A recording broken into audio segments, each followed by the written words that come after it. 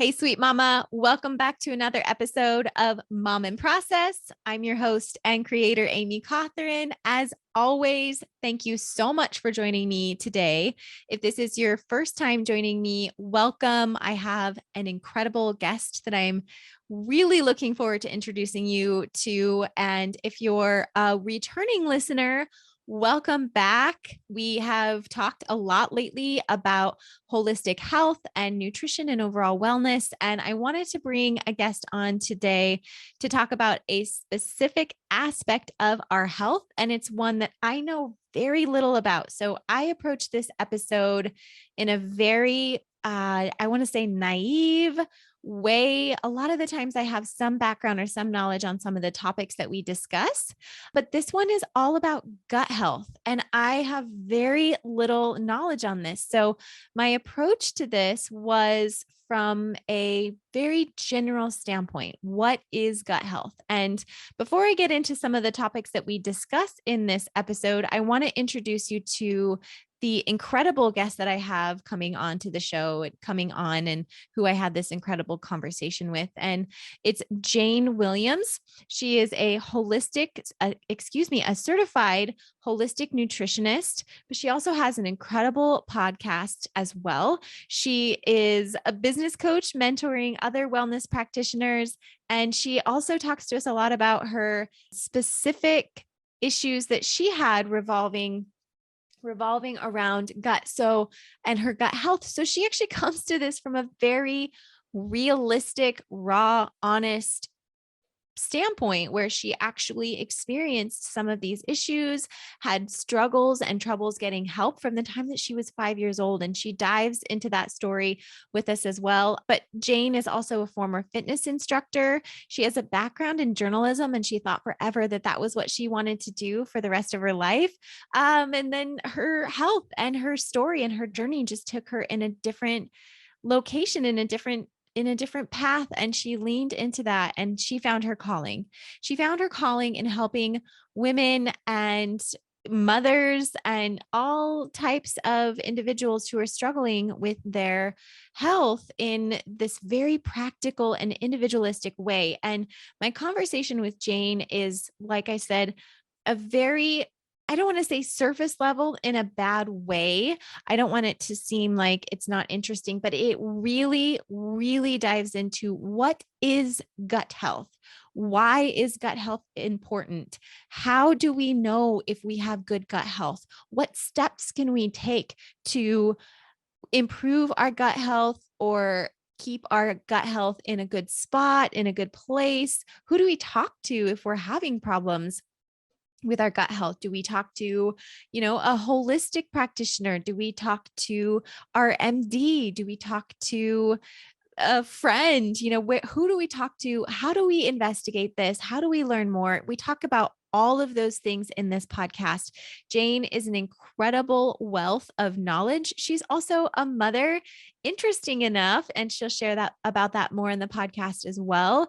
She is married to an MD. So they have this very interesting balance within their household of a modern doctor, as well as who has a modern approach to medicine, as well as her holistic approach. And they use each other's knowledge to really have this, dynamite, incredible perspective on an individual's health. When is it appropriate to, consult with an MD, and when is it appropriate to have a more holistic, sort of natural approach to things and take things into your own hands, I guess, if you want to put it in that way. So I want you to understand that the things that we talk about here, we really cater towards mothers and stay-at-home moms. And the things that we discuss are very, very down-to-earth, realistic approaches that you can take in your day-to-day life without taking giant leaps and bounds and completely shifting everything that you're doing. There are little steps that you can take and little actions that you can take to really build on this idea of gut health. And if you want to learn more, we also have other opportunities for additional resources in the podcast as well. So grab a cozy beverage and join me in this conversational journey with Jayne on gut health. Hi, Jayne. Welcome to the show. Thank you so much for coming on today. Oh, I'm so excited to be here chatting with you in your awesome community. Thank you for coming on. And I'm really excited to dive into this conversation. This is not a topic we've discussed on the podcast. And I'm approaching this, I should say, from a very naive standpoint. I know nothing about this topic. So, what is the topic for the listeners? We're talking about gut health and everything that entails because I'm fascinated by it. I know nothing about it. And I want to use my naiveness to grow the community's knowledge as well. So, Jayne, welcome. Thank you so Thank much for you. coming. Oh, I'm so excited to be here. And I'm so excited to be the very first guest who's going to talk about gut health. Yes. Because I firmly believe that gut health is the most important part of our body. Mm. And once we dive into it, hopefully you'll understand a little bit more as to why it is so important to focus on our gut, especially as we age. Mm-hmm. So, Yeah. yes. I'm excited for you to answer all my questions on this because I drink my water, I eat pretty Good. healthy. We go for walks, we exercise. I'm such a proponent of all of these various activities, but when it comes to gut health and knowing how important it is, I don't know how any of Yes. that impacts it. So, before we dive into that, could you introduce yourself and sort of your background to the audience and how you came? You're certified in gut health. Like, that's I am. so cool. So, could you tell us a Yes. little bit about your journey and how you came here? Oh, yeah, that's good.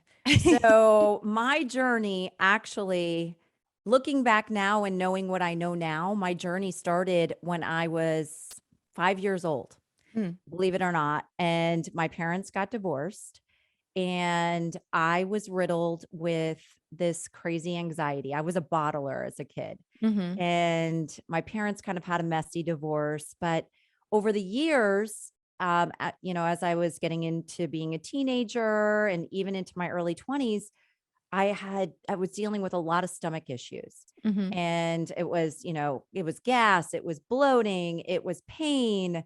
And I always thought, there's got to be something wrong with my gut. I was always complaining. My mom was taking me to the doctor. The doctor was like, "You're fine. mhm, It's just growing pains," or whatever they say way back then. mhm.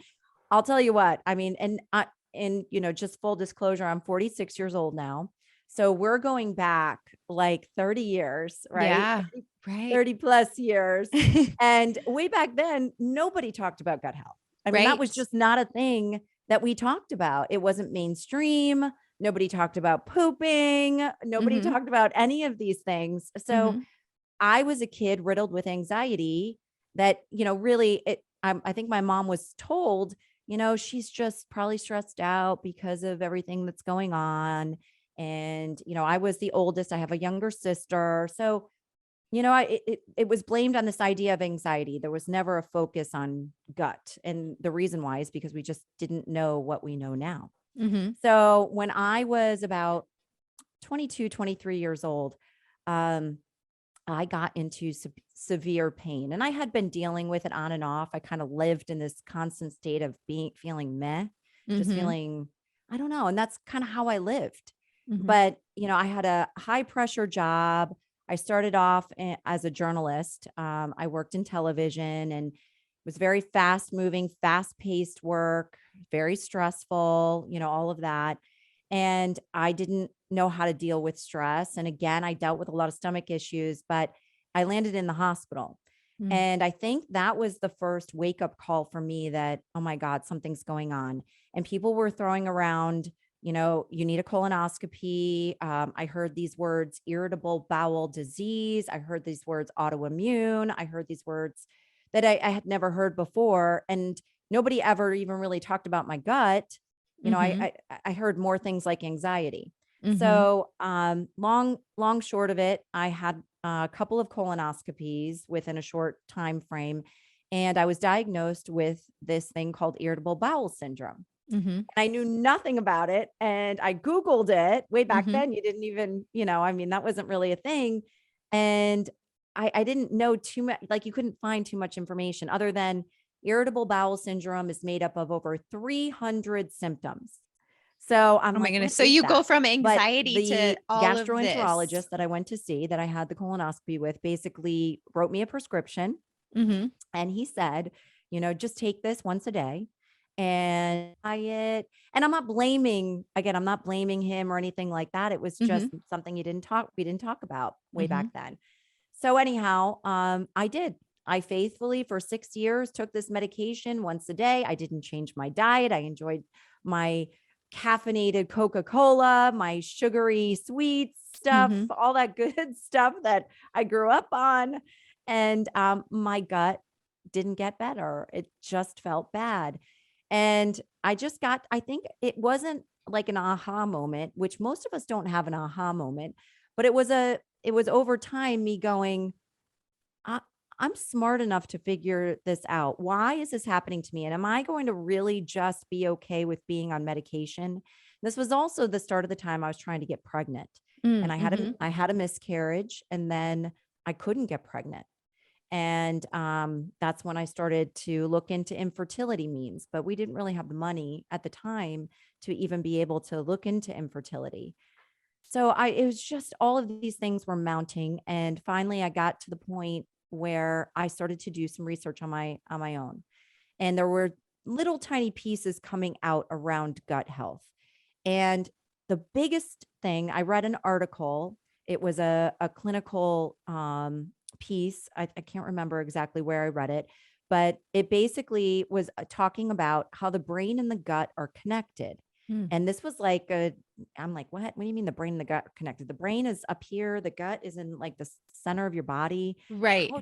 How does that even make sense? Right. They talked about these neurotransmitters that connect the brain and the gut.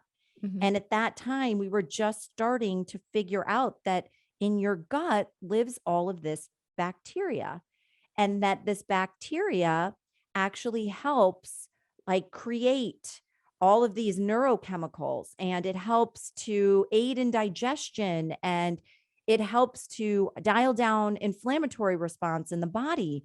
And that serotonin, which is a feel good chemical in the Mm-hmm. brain, actually is produced in your gut. And same thing with dopamine. A large percentage of dopamine is actually created in your gut, and your immune system. 70% of your immune system is actually in your gut. So all of these things, I'm like, wait a minute. All of a sudden, all these little things started to go off, and I'm like, wait a minute, this makes total sense. I Mm-hmm. mean, I've just been told I've been stressed out, but could it be that my anxiety levels are affecting my gut? Mm. Could it be that just by modifying my nutrition, modifying my lifestyle, learning mindfulness, which is again another piece that just starting to come out. So I became my own science project. And basically, I worked hard to change my diet and to modify, get off the caffeine, to get off all the sugar, all of the vices that Mm-hmm. when you're stressed out, you reach for. And by doing that slowly, making those shifts, learning how to be a little bit more mindful, my entire life changed. Mm. And I got pregnant. Mm. So it was this was now in my early 30s. It was all around that time frame that I said, this is amazing. Mm-hmm. Like, is this nutrition science? Like, is Mm-hmm. this lifestyle science? Like, I want to know more about this. So I became like totally crazy excited about researching and learning as much as I could about it. And I just knew that I wanted to go back to school. I Mm-hmm. knew that I felt very called. And I think this is, and we can talk a little bit about that too, but I felt very called to do this work Mm-hmm.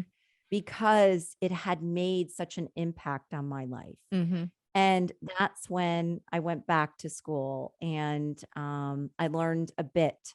And that just laid the foundation that I wanted to learn more. And I was super fascinated with gut health because of my own journey. And Mm-hmm. I knew that it's such an emerging science, and it still is. And it's just mind blowing to me that as even in the short period of time of 5 years, how much more we know about the gut and what it actually does and how it affects every piece of our body. Mm-hmm. So that's really what propelled me, my own journey to get into gut health or to get into nutrition and to change my lifestyle. And, they say the proof is, I'm the walking proof. Mm-hmm. And that is that I didn't know what it felt good to live in my own body until I made those changes. And Mm-hmm. once I made those changes, they were so incredibly powerful. They affected every aspect of my life Mm-hmm. that I knew I could not and did not want to walk a different direction. Mm-hmm. So it's amazing. It's amazing how our journey, our experiences, and I work with women all the time talking about this too. You start to connect the dots backward. And you and I were talking about this offline. It's not something that can be taught. Right. Somebody can tell you what the experience has been, but Mm-hmm. until you feel it, you walk through it, or you really can connect the dots with someone else's journey that is in alignment with yours, Mm-hmm. it doesn't resonate. So Right.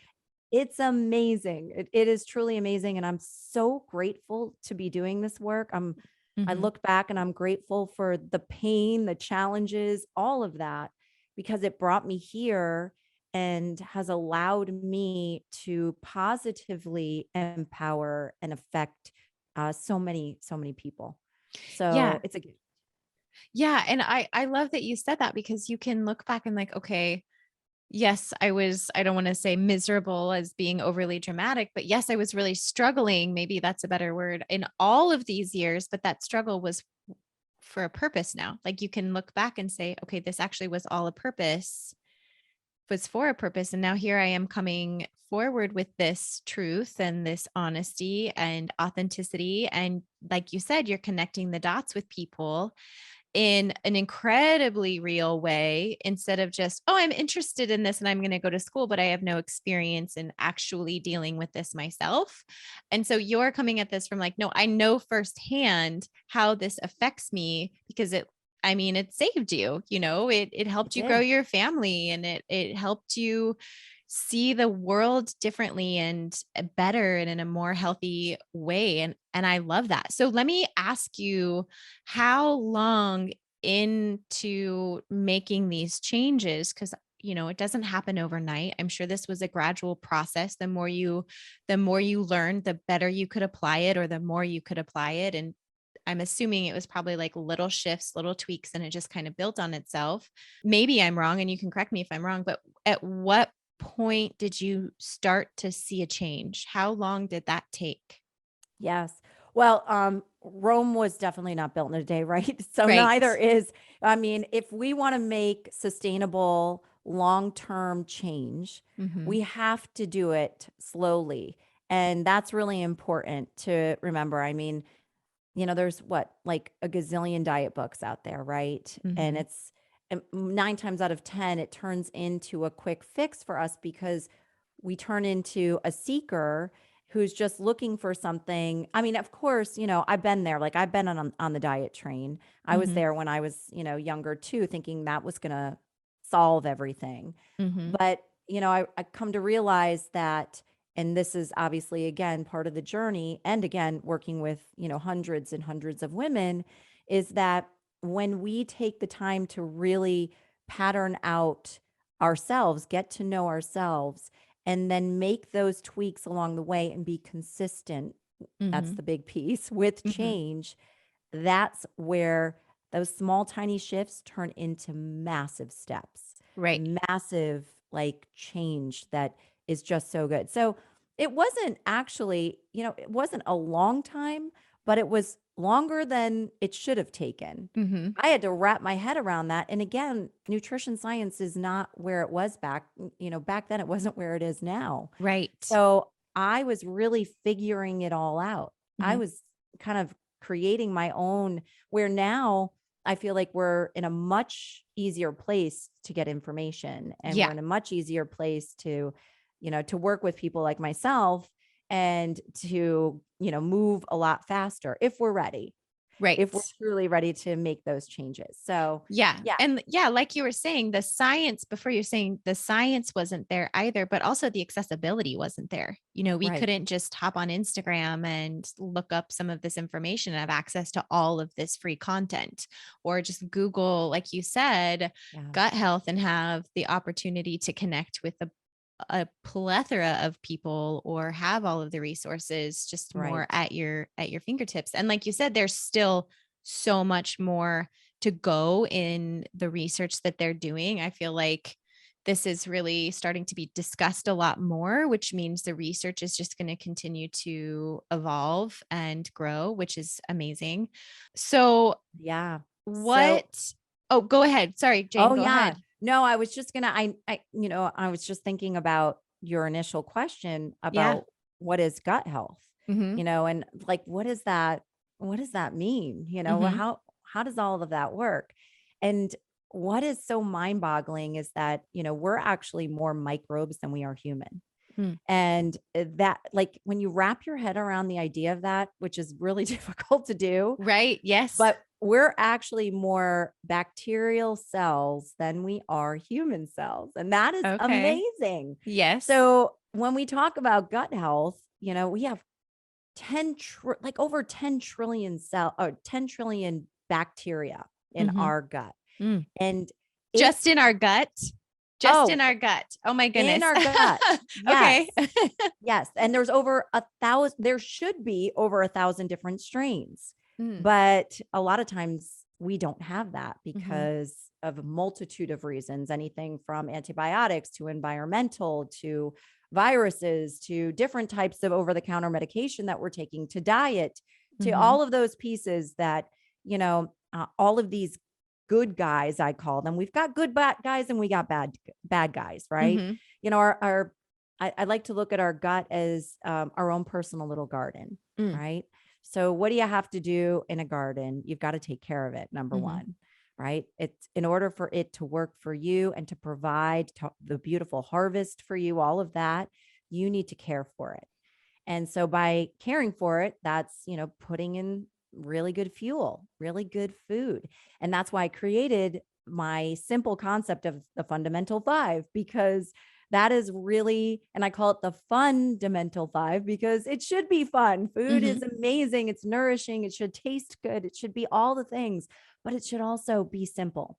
Mhm. And so this idea of protein, fat, fiber, greens, and superfoods, which include spices and all those incredible things, which I think get lost in translation, Mhm. um, are so important to have on our plate or in our smoothie, in our cup, all Mhm. those good things. So just by and doing what you're doing, starting your day every morning with a big 20 to 30 ounce glass of water. And you can even add benefits to that, which I Mhm. talk a lot about, this idea of hydration with benefits. So just starting there and fueling ourselves and making sure we're getting fiber into these amazing, what we call prebiotics. It's essentially fiber that feeds those good guys, the good gut bacteria. Mhm. Because in that garden, there's weeds, right? And that is bad bacteria. So Mhm. we have an ecosystem, which is a balance, and that Mhm. everybody does. So you've got the good guys and you want the bad, if you've got the bad guys, you can't get rid of them, Mhm. not all, but you can have the majority of good guys. But you've got to fuel and feed yourself and take care of yourself so that you have those good guys working. Mm. So when we're faced with viruses, when we're faced with inflammation, when we're faced with, all the things that we unfortunately have been faced with in this world in the past few years, our immune system is robust. It Mhm. is ready to respond and it's going to take care of us. And that goes, like I said, for this connection, it feeds your brain. I mean, we've talked a lot about, in the past 3, 4 years, the crazy amounts of research going on with brain health and Mhm. why it's so important to fuel your gut that will affect your brain because of all the amazing serotonin and dopamine that are actually created in your gut. Mhm. So it is incredible. These little tiny microbes, these good guys that fight for us every single day, Mhm. they have different jobs and they're doing different jobs in your gut. Some of them are aiding in digestion. Mm-hmm. Some of them are hard at work again for those neurotransmitters, Mm-hmm. those chemicals that are going that super communication highway that's going between your brain and your gut all day long. They're aiding in pooping. They're helping with vaginal health. If you're a woman, they are helping with hormone regulation. They're helping dial down, inflammatory response. It's amazing what they're doing. They're keeping your gut lining healthy. Mm-hmm. So they're helping to, to make sure your stress hormones are balanced. So we don't even realize all of this is going on, but this is happening all the time. So it's really important that, again, we're feeding our bodies right. We're moving, right? Movement is so incredibly important, especially as we age. We need that strength. We need that short bursts of movement, those HIIT sessions and all of that. And then we need the fuel. So that, in a tight little compartmentalized nutshell, is why gut health is just so awe-inspiring and important. Yeah. And it when you were talking about it, and you actually said it, the first word that came to mind, I'm like, oh, balance.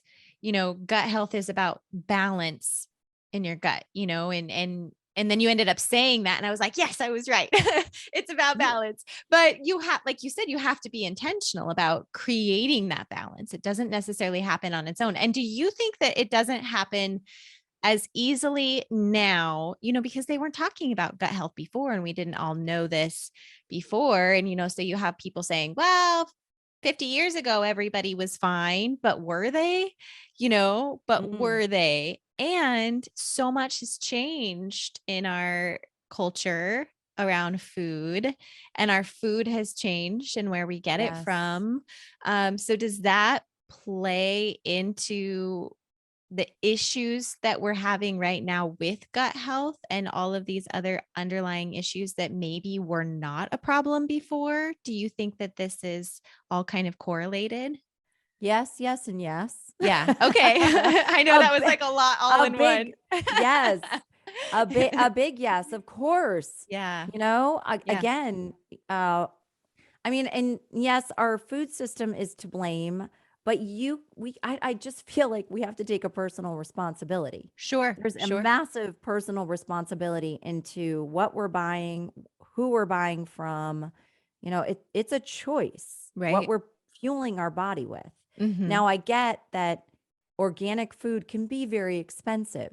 Mm-hmm. And I know that, it's tough because government regulates a lot of that, a lot of the commercial farms, and they're buying up that land. And it's very difficult for, that organic regenerative, which is a whole other newer kind of concept, although it's been done for years. But again, it's now a mainstream piece that we're talking about, this idea of being regenerative, which is like, turning the soil and, testing the soil and feeding the soil and regenerating with earthworms and all of the important pieces so that our food is really nutrient dense. And that's the big thing. I mean, I can't say it enough. Support your local farms, support your local farms, support your local farms. Yeah. Find everybody's got, again, I know you live in Idaho. I don't know, I know there's a lot more space and all of that out there, but do you have a farmer's market that you can frequent somewhere? Yeah, we do up in, we do. We actually have two. And then I'm a huge proponent of growing your own food. Amen. So Yes. we have a big garden that we grow, That's awesome. and some years are better than others, but that's part of the process of learning and growing.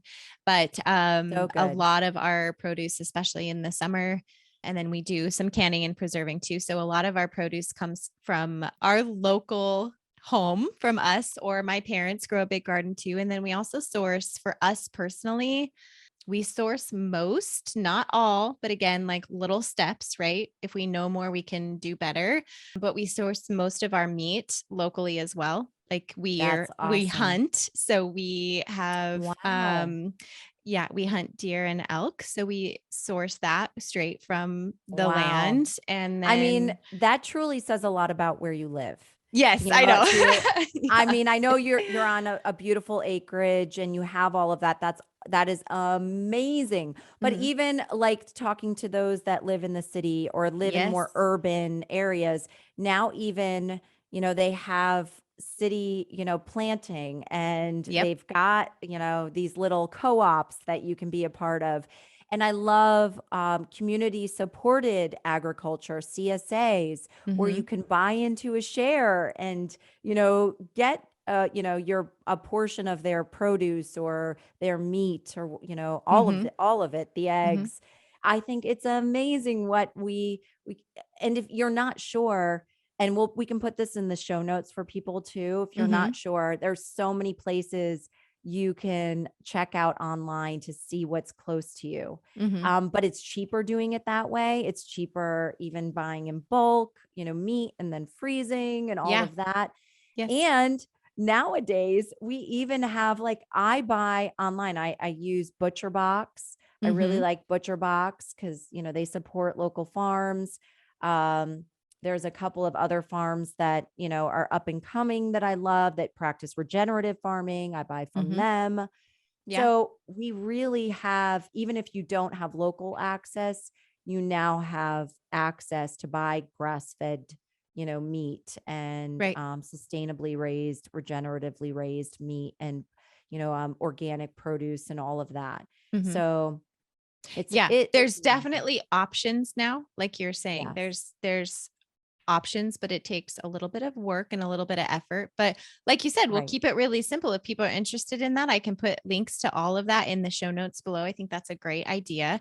I want to go back, Jane, and ask you something. So, as we kind of dive into this conversation a little bit more, I want to know what was one of the first steps that you took in your journey towards improving your gut health? Like, as you started to dive into this, what was one of the first changes or shifts that you made?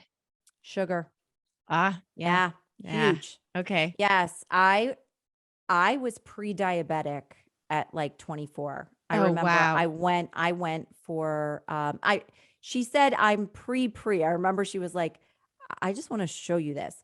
And again, I didn't know anything about labs back then. I Mhm. didn't really understand, what I was looking at, but I did know what a diabetic was. And I'm Mhm. like, I do not want to be that.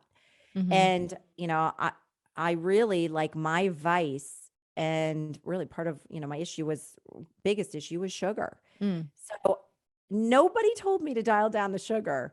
I I I literally said, all right, I know that sugar is, and obviously reading a lot about how bad sugar is for you. I mean, that's been written for years, but even in the 90s, we didn't talk about sugar. We talked about fat.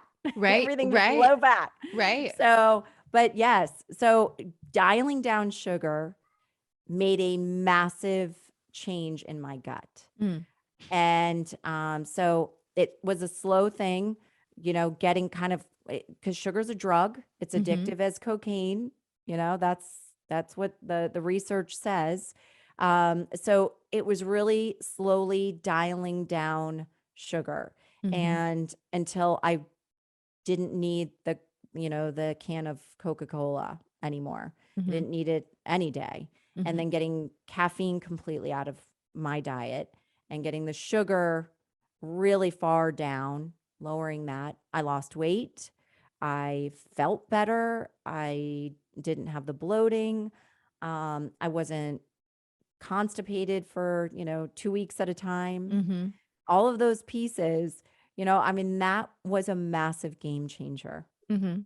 Well, when you cut out sugar, you naturally cut out so many other foods that you're consuming. I mean, we've done that. We've cut out sugar completely for periods of time, Mhm. and it cuts out bread, a lot of your bread. I mean, if you get super strict with it, it cuts out, like, sugar is in everything. It's crazy how Everything. much Yes.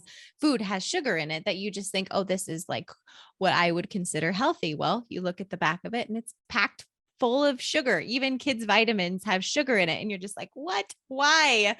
Why? This is so frustrating. But by cutting out sugar, you're cutting out a lot of those things that you would have originally considered healthy. And then it kind of forces you to pause, take a moment and say, well, is this actually really good for me? Like, why is this good for me? Who told me this was good for me? So it helps you Right. just kind of start that process, at least for me. And that's what it sounds like for you, is it just kind of really got that ball rolling even more into, well, if sugar's in all of these things, what else is in all of these things? And what else am I putting into my body? And Yes. I don't know if you drank alcohol or if you guys do now, but cutting out sugar and also cuts out your alcohol.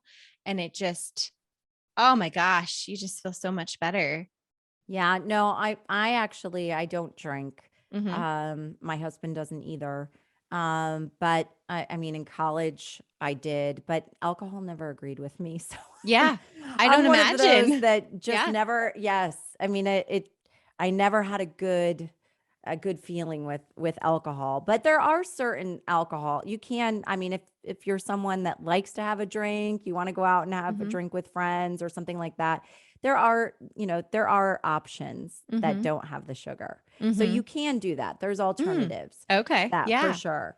Yeah. Yeah, but for sure, like, again, you can also have a very sugary, drink. But Right. yes, sugar is massive.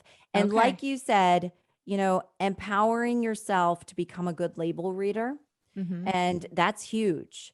And to really understand, well, what is on the label. Hmm. So, I mean, I love to start there with a lot of my clients that, again, uh, we just don't know. Or there's Hmm. so much information out there, it's overwhelming. So, teaching people how to become a good label reader and what to look for, how to look for fiber and what fiber should look like, and how to look at the ingredients, read the ingredients. And I mean, I always say if sugar is listed on there, if it's one of the first ingredients, definitely that's number one, right? Sugar is what is truly made up of. That's what Hmm. that product is made up of. But remember, we want to focus on eating more whole foods. You Hmm. want to eat, plant-based foods, not stuff that's made in a plant. Hmm. So Right. we want to focus that direction. So, and that is what's going to feed all of that good gut bacteria. So that's Hmm. why, that idea of the fundamental five, where we can focus on, okay, what do I need to have on my plate? What whole food centric pieces do I need on my plate? I Hmm. need protein, I need fat, I need fiber. Okay, what is fiber? What does that look like? There's different kinds of fiber. There's soluble fiber, there's insoluble fiber. So what does that look Hmm. like? And yes, you need both, FYI. Hmm. So some is absorbable and some is not. Some Hmm. just kind of helps the process move through. Hmm. That's what we're designed to do, right? Our body absorbs what it needs to absorb and it says goodbye to the rest. And Hmm. that's just how we're designed. And to empower people to know what a healthy bowel movement is. Hmm. I mean, this is again something we didn't talk about in the past, but having a healthy bowel movement, you should be pooping every day, people. And Hmm. it should not hurt. You should Hmm. not have to push. And all of those pieces, especially my mamas out there who are listening, again, I feel like poor mamas. I mean, they work so hard and they're so focused, taking care of the kids, Right. cleaning all of that. And I know you're one of them. You've got littles. And then we kind of forget about ourselves, Right. right? How important it is to nourish ourselves and to feed ourselves properly. And are we pooping? I don't know. I know the kids pooped today. I Right. can tell you what I they know all the did. kids' bowel movements, but what did I do Right. today? Right. Yeah. Exactly. So, yes, it's so, so important. But sugar, yes, sugar's a Okay. big one. So, I want to ask you then, how do you know if you have a healthy gut or an unhealthy gut? So could you give us a Ooh, couple of yeah. triggers or a couple of things that we should look for that is a sign that tells us, oh, we need to do a little bit better, or maybe we need to be a little more aware of what's going on? I don't want to say do better, like, and put that pressure on moms, but maybe just doing better and being intentional about what we're Right. doing. Right. Oh, this is such a good question. And there's a lot of little pieces that Mm-hmm. I'd love to share. Um, that's why I love journaling so much, to be honest with you. But Okay. first things first, okay? We're all smart women. Mm-hmm. Now, this is listening to your body, tuning into your body. the body always starts with whispers. Mhm. It truly does. And it's our choice to tune into those whispers or to tune them out. Okay. So Mhm. our body speaks to us all the time because it's constantly working for us. Now, if it's a little ping here, if we feel a little off there, we may go, meh, it's nothing. And then we may just throw it off. Now, if it happens again, I don't know, maybe we're feeling a little bloated. We have a little pain going on, a little distension.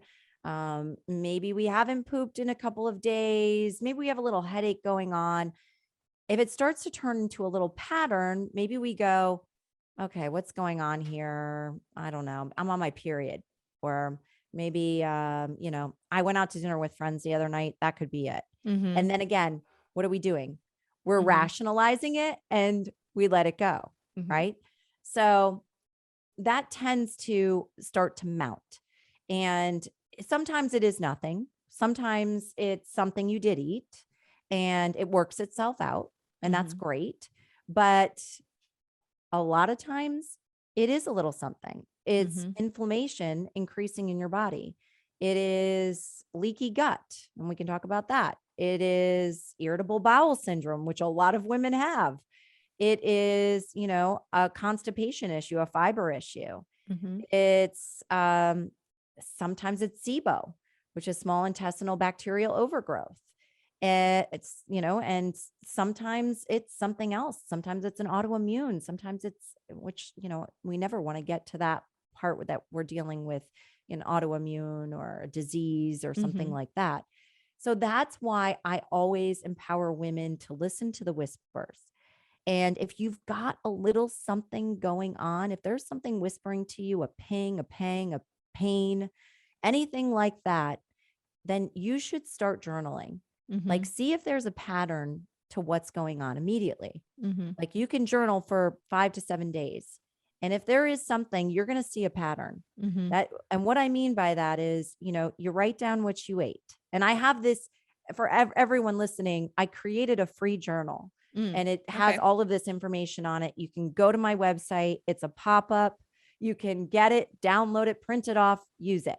Mhm. So, and it breaks my heart when I have clients come to me and they tell me I was just diagnosed with an autoimmune or something like that. Mhm. And then they'll say, for a few years I was feeling off, but I really Mhm. just kind of dismissed it. I had a lot going on. I was traveling, all this kind of stuff.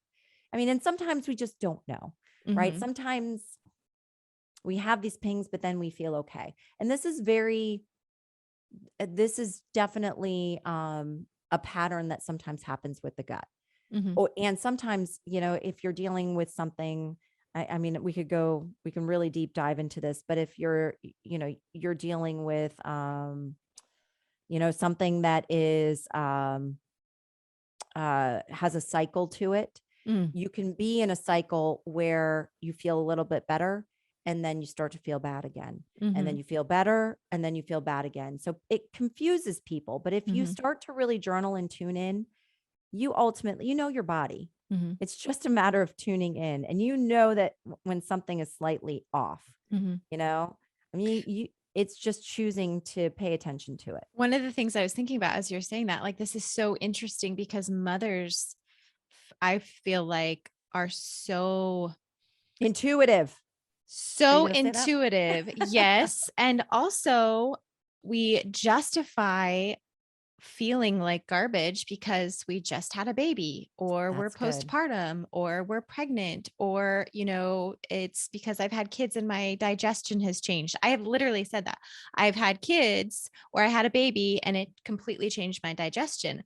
Well, is it that it changed possibly, or is it things that I need to be doing or tweaking or doing differently? But instead of like, and I took some steps on my own, but I know not all women have been able, are maybe at a place where this is very new to them. But I was very self aware and knowing something is wrong, something is not right. And I had to, um, I didn't think about gut health in the way that we're talking about it. I just knew I felt like crap and my Mm, digestion was off and it was bad and things were just giving me terrible gas, terrible bloating.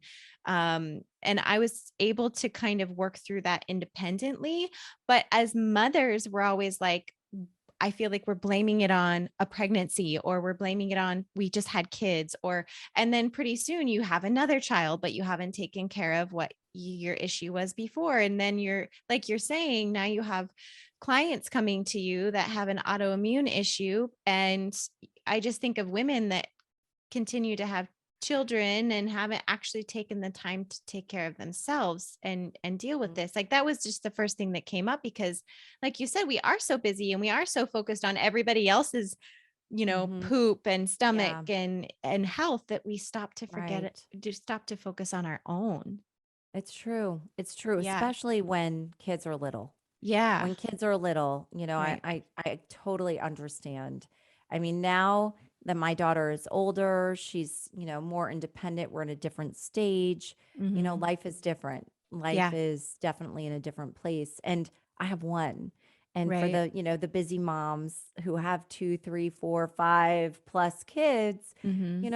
I mean, it's a lot. And, it's just, I don't want to, I mean, I don't think women just, I mean, I give us all the accolades. We're smart, we're intuitive, all of those pieces. We're also tired, Yeah. and that's a big piece of it too, especially after, like you said, giving all day to everybody else. Mm-hmm. So my response is, you got to give to you in order to give to others. Yeah. And it has to start with us, Mm-hmm. because mamas, we are the example. We are the role model. We are the leader of the pack in a lot of Mm-hmm. respects.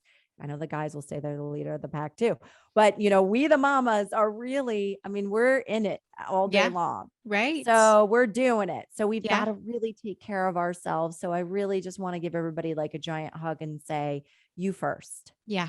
Like the oxygen masks. You got to put yours on Yes. first before you put on anybody else's, Yeah. because you're not around, you can't help anybody else. No, Yeah. nobody else can get helped. Yeah. So yes, it's so, so important.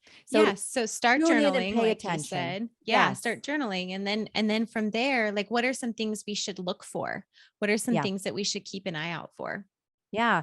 I mean, definitely any kind of pain. Right. That's Okay. that's a number one. Yeah. If you're having consistent pain, Mm-hmm. if something doesn't feel right, especially after you eat or within a couple of hours of you eating, if you're bloated consistently, it could be something in your diet. It could have been, an antibiotic that you were on that could be causing, symptomatic issues.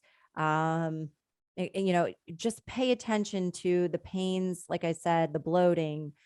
If you're not pooping, if you're constipated, or if you're having runny stool, I mean, any kind of stool changes that are irregular, Mm-hmm. something that's your body saying something's going on. It's giving you, we got to look from the inside out sometimes, and, Mm-hmm. or what comes out. And that's an important piece of the puzzle. Mm-hmm. So that is an indication that something's going on. If you're Mm-hmm. having consistent headaches, if you're having timed headaches, maybe some women deal with migraines in the course of their cycle and they kind of accept it. I say, don't accept it. Something's going on. Are you electrolyte deficient? Are, hormone imbalanced? Have you gotten a thyroid panel? Have you gotten a blood workup in the past year? That's really important. Mm-hmm. Get a, you should have a blood panel every single year. You should have those things looked at. Mm-hmm. You should have your vitamin D checked. You should, um, have a lipid panel, a thyroid panel, your A1C checked for Mm-hmm. inflammatory markers, all of those, that like those little Right. things that we don't think about and we kind of put on the back burner. Um, And you where do know, you go to get those, Jane? Like, where would you yeah. suggest moms to go get those, or women? I mean, if you have an internist, if you have, or a general physician that Mm-hmm. you see, they do general blood panels. Mm-hmm. I mean, I practice functional medicine. So, I'm huge on going to someone who is functionally trained, someone that has excellent credentials and is highly recommended. Talking to friends, family in your area or, trusted sources that, or even doing your own research and making sure they've got great reviews. Mm-hmm. Nowadays, there are a lot of MDs out there that are also functionally medicine trained. Mm-hmm. That is, just a different way of treating the body. It's Mm-hmm. not a symptomatic treatment. Mm-hmm. It's really treating root cause. It's what we call root cause medicine. It's lifestyle medicine. Mm-hmm. And there's a lot of amazing functional MDs out there. We've learned through the course of the pandemic that you don't have to necessarily see someone in person. I mean, obviously, if you need, in-person testing or Mm-hmm. surgery or anything like that, of course, you would have to have somebody Right. close by. But there's so many excellent functional medicine doctors, practitioners that you can just Zoom with now, Mm-hmm.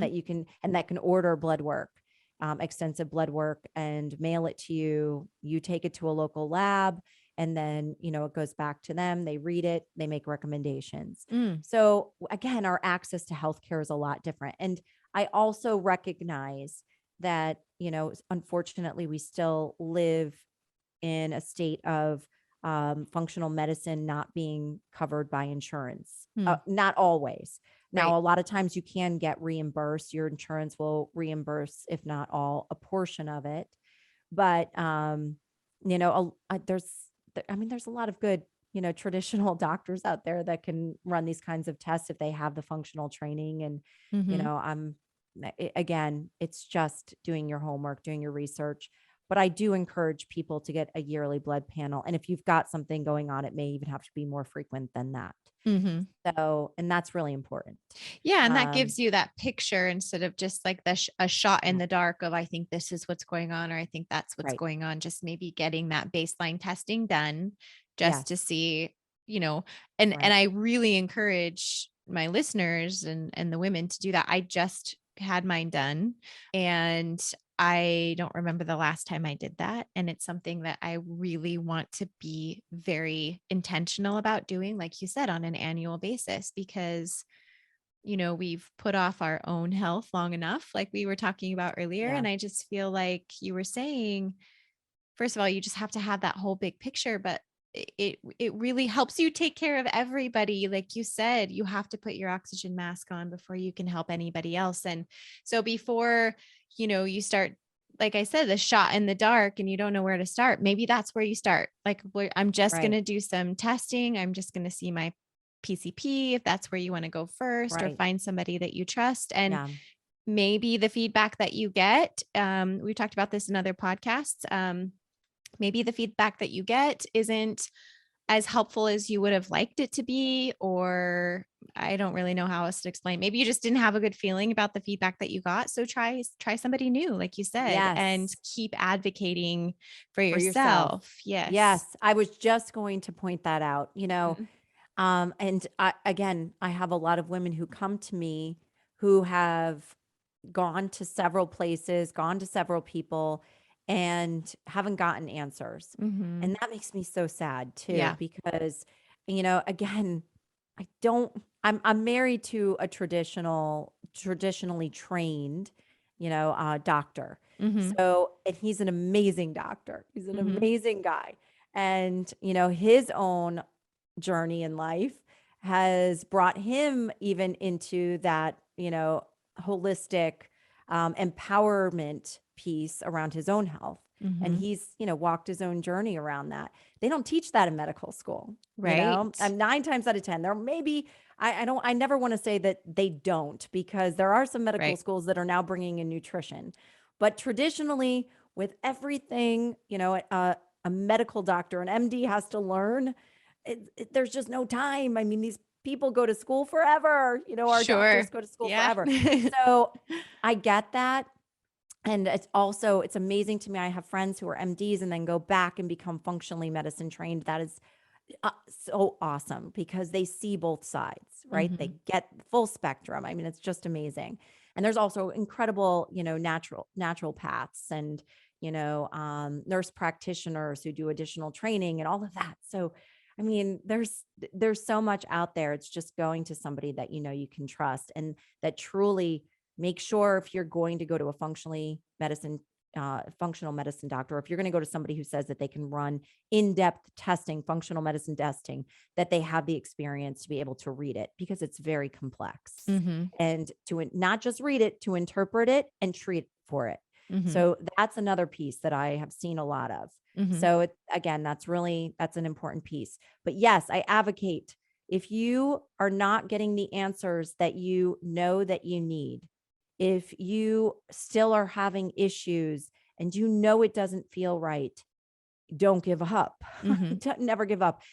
Look in a different direction. Mm-hmm. That's just, that source is not the right source for you. Mm-hmm. And so absolutely. Yeah, Absolutely. I have a little bit of a story, and this could kind of this doesn't necessarily tie into gut health specifically, but it ties into advocating for yourself. And one of my clients that I was working with, one of my mom clients, was having some issues with her periods being incredibly irregular. So through a series of things that we were doing, by working on getting her some more sleep, which was really, really challenging because with her very tiny son, she was very sleep deprived. So anyways, through a couple of things that we worked on, and then she also worked with another female that I also had on the podcast that helped her kind of do some additional research on cleaning up her environment, and using some other like clean products, which she was already doing really good at, but then also adding other vitamins and minerals in as well. Mm-hmm. So all of a sudden she messaged me and she was like, "Oh my gosh, my period came on time."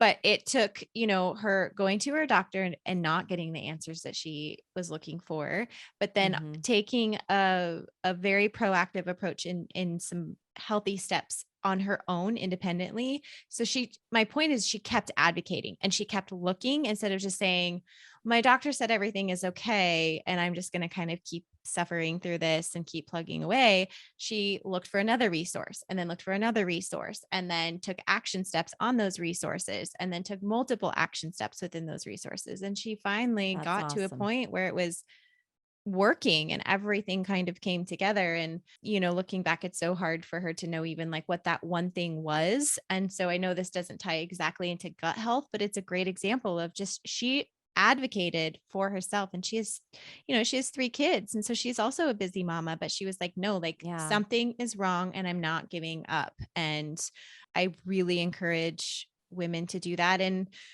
so I'm super interested too in that dynamic between you and your husband, you having this holistic health approach, and your husband is an MD. Mm-hmm. Um, your bedtime conversations or around work or whatever are probably very interesting, but I could see how that would be so beneficial to both of, his practice as well as your business. So Mm-hmm. how do you guys balance that, or how has it helped you?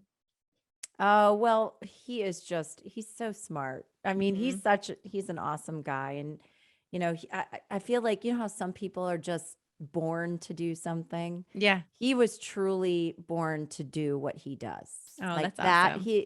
Yes. And he knew at a very young age, which is it's awesome too, Mhm. that he was going to be a doctor. I mean, that Mhm. was just it. And, um, he's just so good at what he does. Mhm. So I've learned a lot from him over the Mhm. years. And it's interesting, like, when we first got together, we were young. I was 19, and it's crazy to think now. I mean, it feels like yesterday, but it's been so many years. Like, When you say that out loud.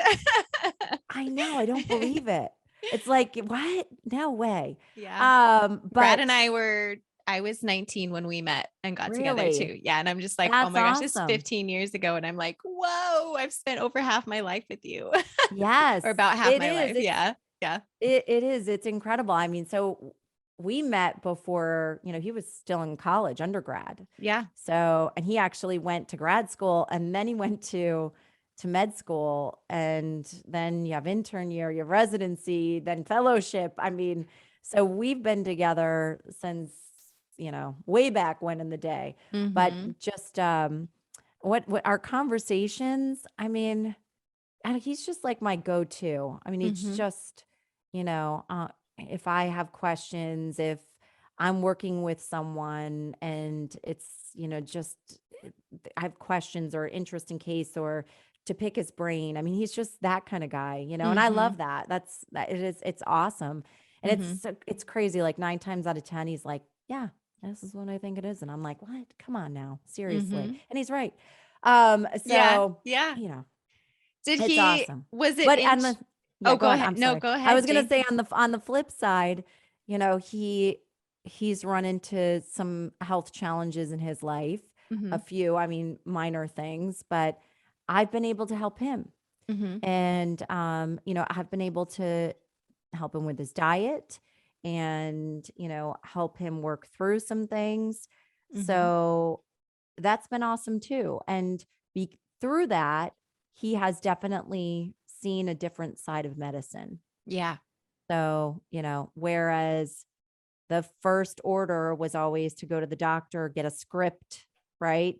And Yeah. just treat it, even if it was an over the counter script, Mhm. and like just take this and said, take that, and not understanding or realizing again, because we just don't know what we don't know, that it's destroying our gut lining, that, Yeah. it's causing gastritis, that it's causing GERD, that it's causing things like SIBO. We just don't know what we don't know. Mhm. So, I think that has been an aha moment for him, Mhm. around the idea of, and very like eye opening around pharmaceuticals and things like that. Mhm. Not that I'm advocating that there isn't a place for them. Right. Don't get me wrong. I don't want to Right. be called on social media for any of this, but No, I no, get it.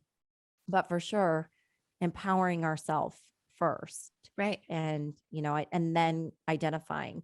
And again, what we've learned is um, that we can't necessarily, sorry, my phone was on, You're okay. that we can't necessarily, you know, traditional medicine doesn't always have the answers, Right. right? And that's what I have found with working with some of the clients that I've had, that I've worked with. It doesn't always have all the answers. We've got to look in another direction. We've Mhm. got to get different types of testing. A functional medicine blood panel, urine panel, um, GI mapping, poop analysis is very different from a traditional model of blood work. Right. So again, it's just eye opening. I think that's such an interesting like killer duo between your approach and his approach and where he's experienced the benefits of your approach and this holistic approach and then he can kind of apply that. I mean, it's maybe he doesn't in how do I word that? Intentionally apply it, but I'm sure subconsciously now he's just approaching things differently and looking at it differently. So I love that you guys have both sides in each of your practices in each of your businesses because I think, and you touched on that, there is a place for modern medicine. There is a place for that and there is a very definite place and we're starting to learn more about it for your approach and this Mhm. other holistic side of things instead of like you said just going to the doctor and getting a script Right. and not really understanding well why do I have this or what is causing my migraines. I don't just need a pill that I'm going to take every day to just get it to dissipate when it comes, but why does this keep happening once a week Right. or once a month on a What regular is the root basis? cause? Yes, which Yes. goes back to that journaling, like you said, like if there is something new that comes up. So, like for the moms, okay, you had a baby. Now things are weird, right? Things are shifting in your body. Things are different. Maybe something is coming up, but it's coming up consistently. Write it down, journal it, and see Right. if there's something you can trace it back to, or take then that to your doctor instead of just saying, well, I don't Mhm. feel good. You can Mhm. say, here's this piece of paper that I have, and I've been logging it and I've been tracking it. So it makes you I don't know, maybe it gives the doctor or your provider that much more information as well. But don't just write it off as you just had a baby. There could be something going on. Let's figure out what that is. So Right. as far as as far as gut health goes, and one of the things that I was thinking about is I think a few years ago when I kind of started on this, journey, everybody was just talking about probiotics, or I'm just going to drink Mhm. kombucha and all these fermented things. And then your guts are Yes. going to be healthy and happy.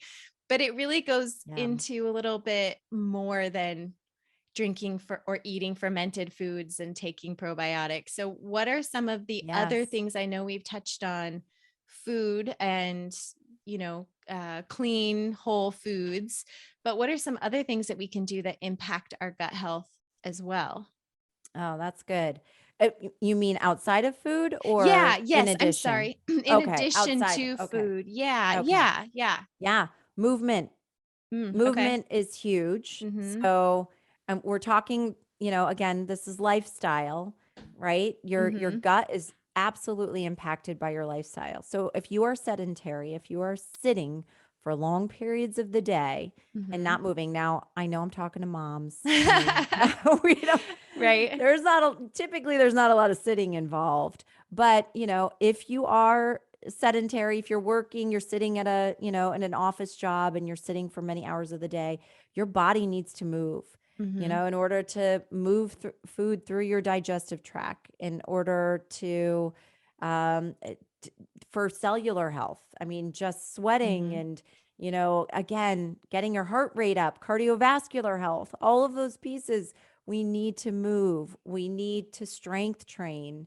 I mean, Mhm. that's really important too. I think that gets lost in translation, but we lose muscle faster as we age. Mhm. And so it's really important that we're doing that. It's important that we're stressing our body in a healthy way, Mhm. right? And not things like doing hits where it's a short, high intensity and then it comes down again. Again, that's cardio wise, and that's also stressing our body in a good way. Mhm. Getting out there and walking after dinner as a family, with the stroller, if you've got a stroller, or Mhm. just getting out there and with the kids and, moving when you can. And I recognize, it's winter and cold and snowy and all kinds of things this time of year, but can you set something up in your house? Can you, Right. Peloton is huge. If you've got it doesn't even have to be a Peloton though. You can have some hand weights and, Mhm. do a hit workout. Go to my website. I have a hit workout that I love on there. Mhm. So, I mean, it's simple things, and there's enough now apps and videos and you name it, on demand, all kinds of fitness pieces, but you need to move. Mhm. Movement is so important. Mhm. Sleep, you touched on sleep. Mhm. Sleep is vital, especially for moms Mhm. to just be able to function. And man, it is amazing to me what little sleep moms can actually function on. It's Mhm. mind-boggling. Yeah. Like I look at myself now and how much sleep I require. I'm a 7 to 8 hour required, amount of sleep.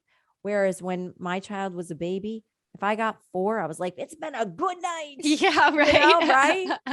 I got But 3 hours straight last night. Yes. I can't, I mean, but in actuality, our body needs that time. It Yeah. needs time to rest, digest, repair, all of those, restore, all Mhm. of those important pieces. And if you aren't getting enough quality sleep, if your body is not going through those sleep cycles, deep sleep, that lighter sleep, REM, all of that, how important that is.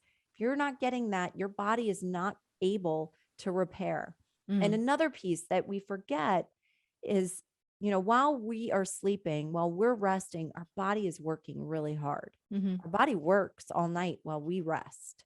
Mhm. So when we wake up in the morning, our cortisol levels, that's an inflammatory marker, Mm. inflammatory response in our body, that the cortisol is actually high.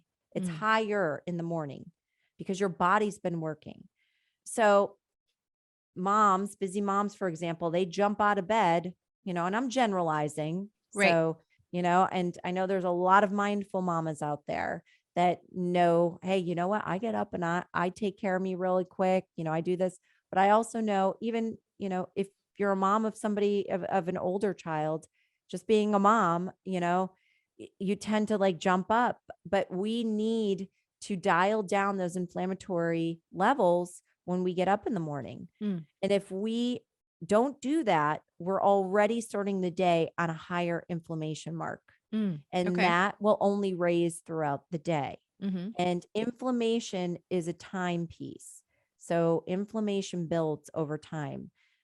It's kind of like I kind of look at it as a sunburn or something like that. We don't pay right off. I mean, you pay because you get a sunburn, but then it goes away and you seem fine. But then years later, what do you end up with?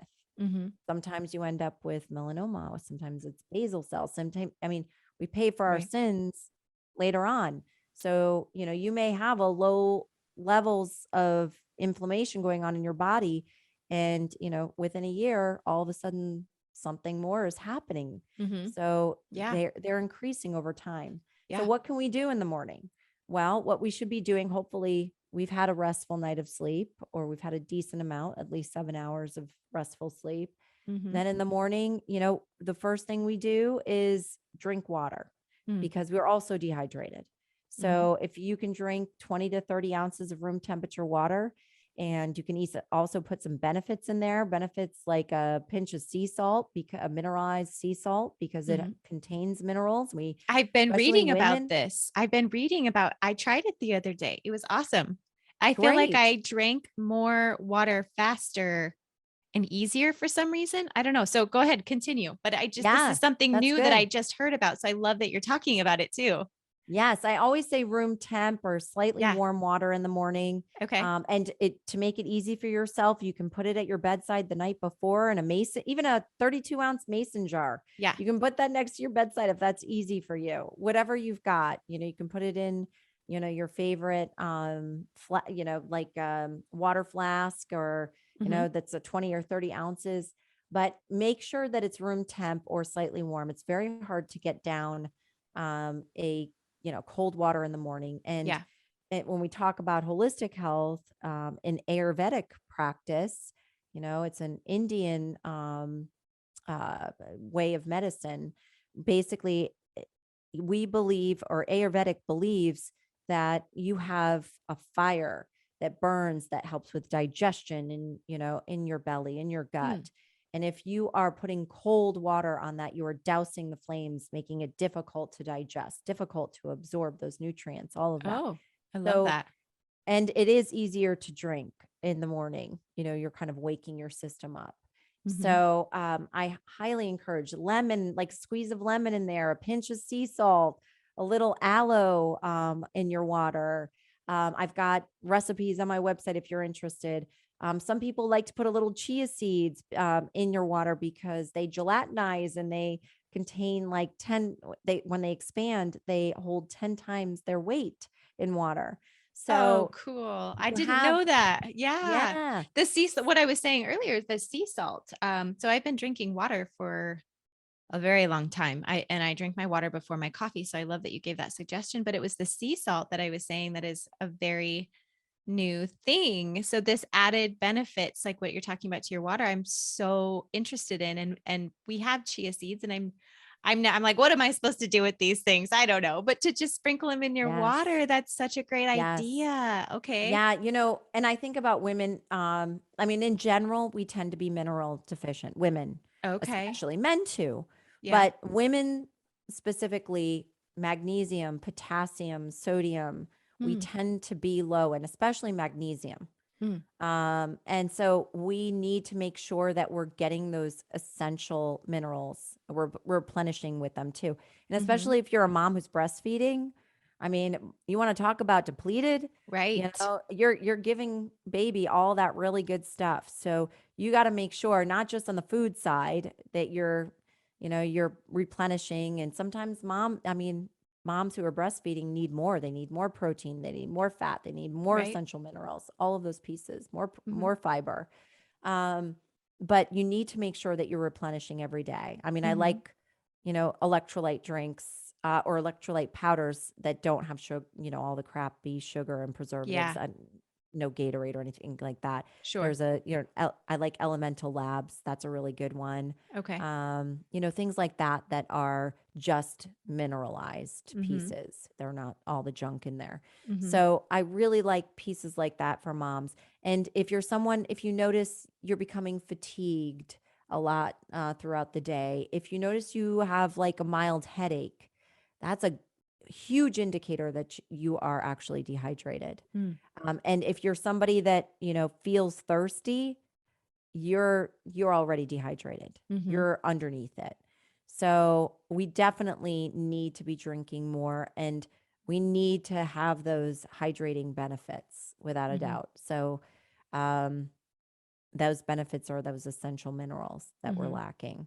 So Yeah. we have whole foods, sleep, Yes. Sleep, and water as some movement. and movement. Yes, thank you. Yeah. One of the things, Yeah.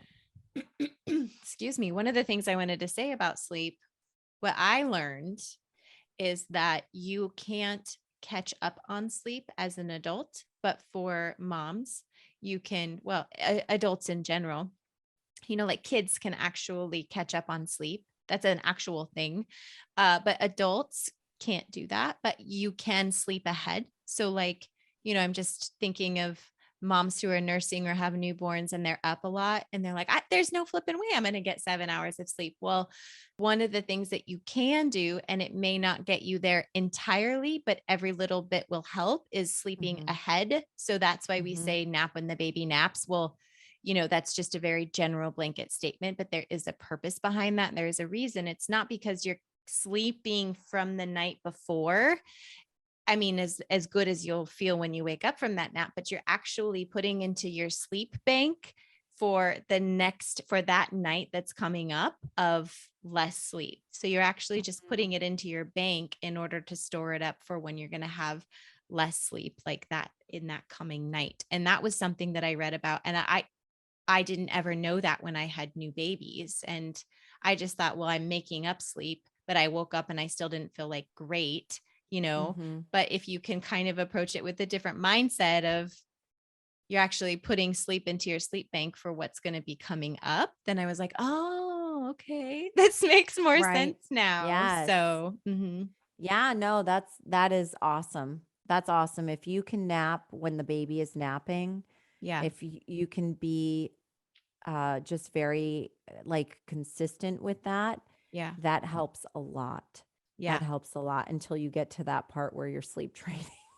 Yes, yes, yeah, When things are starting to even out a little bit. But even for yes. feedings, I mean, and for new moms, it's definitely tough until you get into a rhythm, and breastfeeding's a little bit easier if that's what you choose to do, Right, right. or if you've got somebody who can help feed the baby in the middle of the night, Yes. that's nice too. So Yeah, there's yes, other all of those options pieces. definitely, just if we know more, like what we were saying, if we know more, we can Yes. do better, or try or be intentional. I don't want to say do better like you're not doing a good job. I hope that didn't come out wrong, but like if we know the reason why we need sleep other than the fact that it feels good and we're awake, if we know how it impacts our entire body, we can more proactively ask for help, have the husband, Right. give the baby a bottle once or switch on and off. I have this night or you have the next one, or maybe on the weekends. If he's home on the weekends, he can have the night shift and you can get a good Right. night's sleep. So Right. But there's even for options. even for women who don't have newborns, Mm-hmm. we always, I mean, I know more women that don't have healthy sleep habits than that do. Yeah. And I mean, there's, maybe not a young child attached to that. It's just lifestyle, Yeah. right? Right. And we Right. don't have a wind down routine. That's Mm-hmm. another big piece is, incorporating some kind of wind down routine for yourself, Mm-hmm. whatever that looks like. And I know it's different for everybody. There's all kinds of things that you can do, Mm-hmm. from the Calm app, which has become really popular because it's, Yes.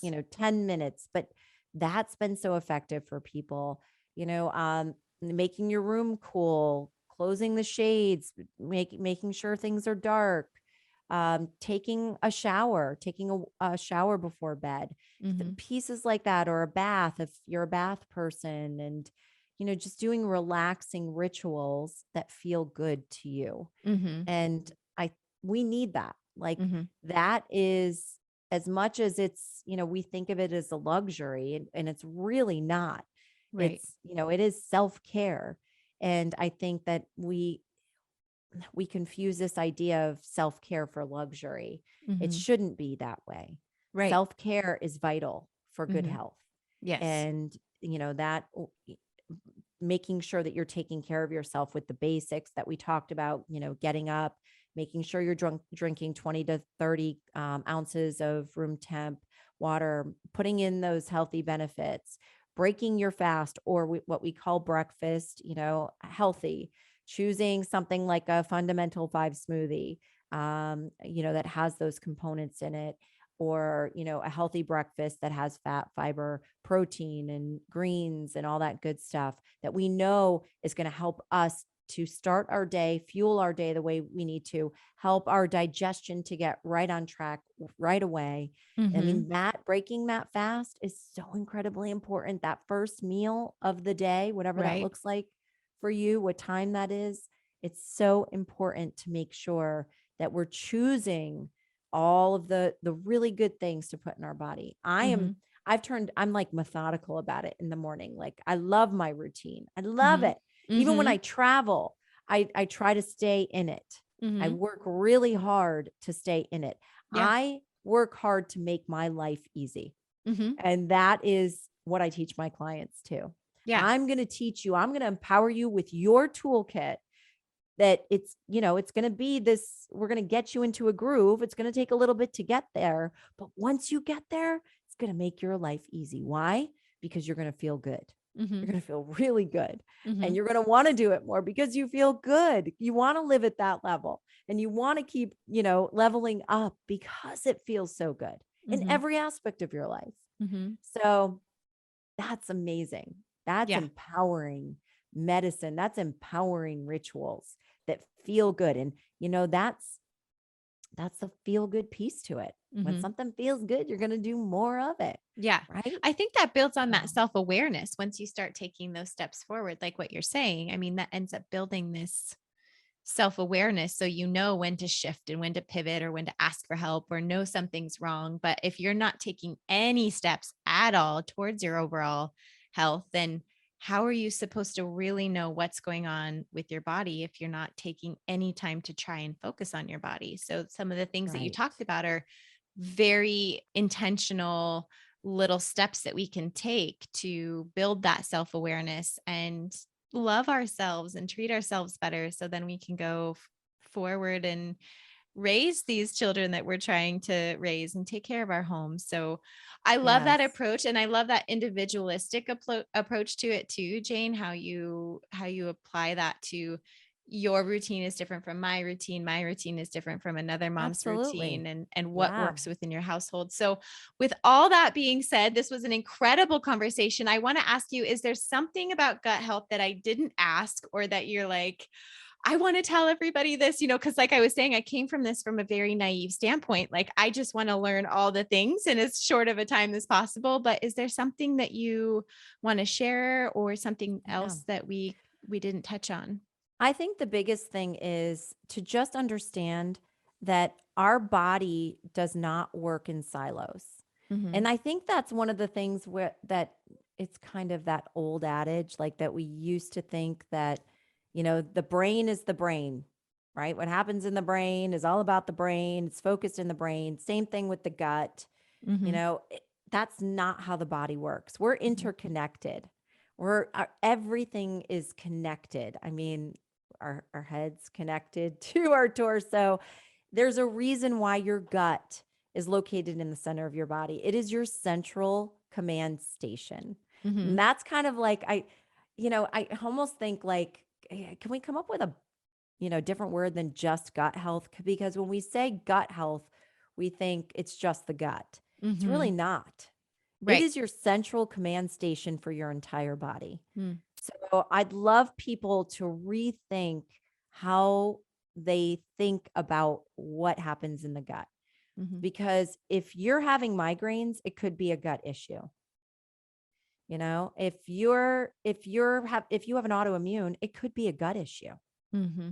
It is a gut issue. It's not, it could be. Mm-hmm. There's something going on in your gut too. If you've got, GERD, which is, comes from your stomach, that's a gut issue, Mm-hmm. right? That without a doubt. Hippocrates, the great philosopher, said, all disease begins in the gut. That is the truth. Here we are, Mm-hmm. thousands of years later. It is true. Mm-hmm. It's true. So I would love I want to empower your listeners to really start to focus in on listening to the whispers, because the whispers hold so much information, and they're there for you to actually serve you. They're Mm-hmm. there to help you solve something before it becomes something big. Mm-hmm. So I want you to tune in, and you can totally do it. I empower you to tune in, listen to your body, start to pay attention, journal, look for patterns. If you're getting stuck, seek out someone that can help you. Mm-hmm. Seek out and don't give up until you find that person to help you. They're out there. So, and know that you can empower yourself to get there. Mm-hmm. I love that. I love this conversation so much.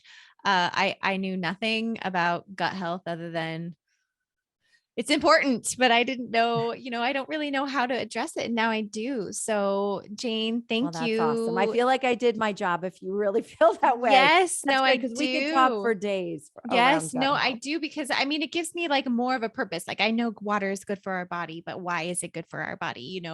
I know sleep is good for our body. I know whole foods and movement and all those things are good for my body. But now I know how my gut impacts my brain and my brain impacts, it all is tied together in this, it all works in a synergistic way. And there's a purpose behind all of it. So if we know why we need to do these things and treat ourselves in this way and then it helps us want to do it, right? Yes. If we're like, well, I'm drinking my water because Amy told me to.